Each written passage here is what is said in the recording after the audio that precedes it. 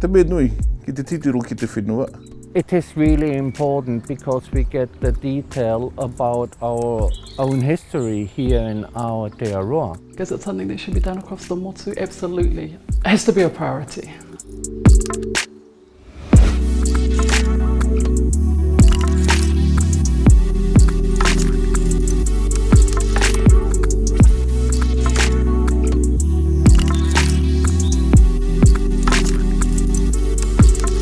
So we had some quite significant plans for that particular piece of whenua. Next minute, what have we got is actually we've discovered an undocumented pā. It's very, very unusual to find a pā site for many decades. It's the first pā site that we found in Tāmaki, Makaurau. Inside we found the post holes from houses, fireplaces, hangi, multiple features. What we've got to do now is consider what is the next step, and part of that will come through as we continue our kōrero with mana whenua in that space.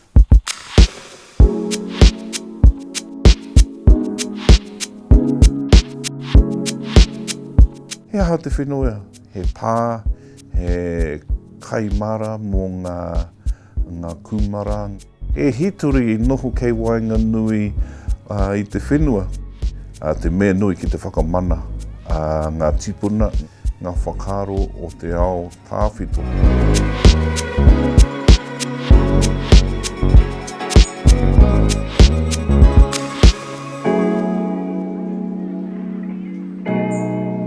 There isn't any other decision but to make it a priority. We've got kōrero that belong to that particular whenua, there's the whakapapa that belongs to the whenua.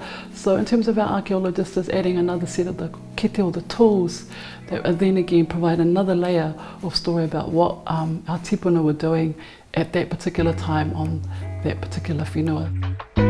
It's about identity. Who are we? What is our Aotearoa? He te ngaro, te hitori, te mātauranga o te whenua. Te mātauranga e hono ngā ki ngā tipuna I ngā rā e muri nei. Every so often, like here, you find something that is unusual, that is outstanding, that tells a really big story. We should at least have a breather, get everyone together, talk about what we should do or shouldn't do.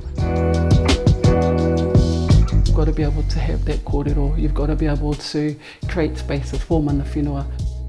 Should be the iwi and the hapu and the developers working together as a collaborative.